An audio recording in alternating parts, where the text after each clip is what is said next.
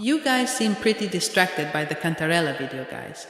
These Fisalias are trying to throw you off track, so make sure you stick to Montelli and pull for Zani.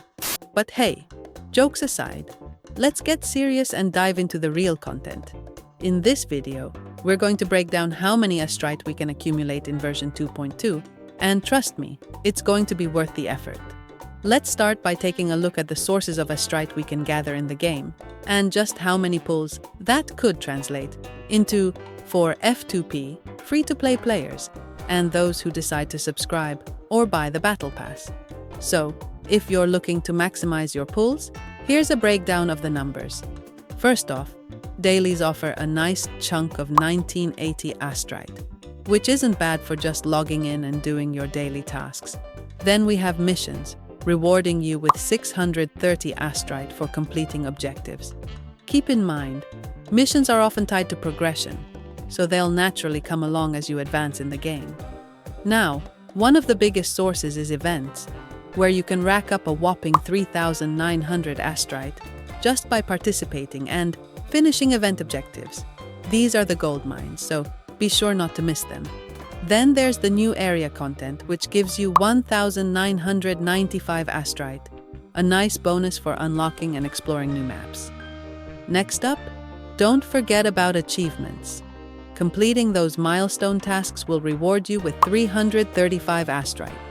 Sure, it's not a massive sum, but it's always nice to have those extra rewards top of your regular grind.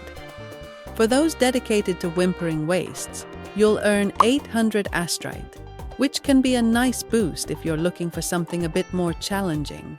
And then, Tower of Adversity gives you 700 Astrite, another grindable content that can contribute significantly to your total pool of Astrite. Then, there's the Door, rewarding you with 640 Astrite, a great addition to your stash if you're focusing on end-game challenges. But wait, there's more. The Radiant Tide and Forging Tide offer 7 Astrite each, and while that doesn't sound like much, it all adds up. For Lustrous Tide, you'll get 25 Astrite. Small but steady progress. For the more dedicated players out there, Trial Plus tutorials offer 110 Astrite, while the update will gift you with 600 Astrite. Stay on top of these, especially if you're a completionist. And let's not forget about Livestream Plus promo codes, which provide 480 Astrite, so keep an eye out for those special events and code drops.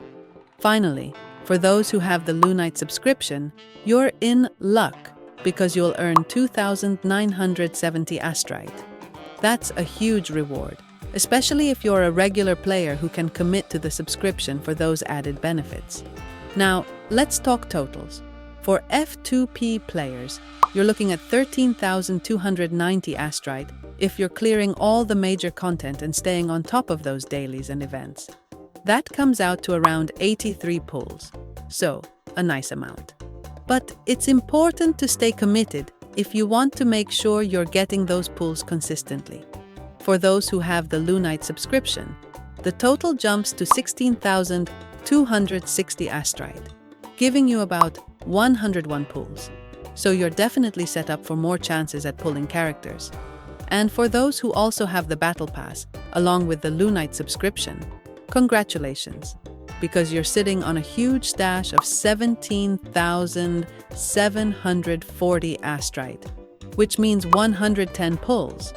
That's more than enough to secure yourself a character or two, so it's looking pretty solid if you've got the combo of Lunite and Battle Pass. So, for the best results, you'll need to clear a lot of the endgame content, and the numbers vary based on how much you're able to grind through it. But no matter how you're playing, there's definitely enough Astrite to go around to pull for those characters, especially if you've got a Lunite Subscription and Battle Pass. And hey, don't forget, Zani is calling, so make sure you're pulling for her when the time comes.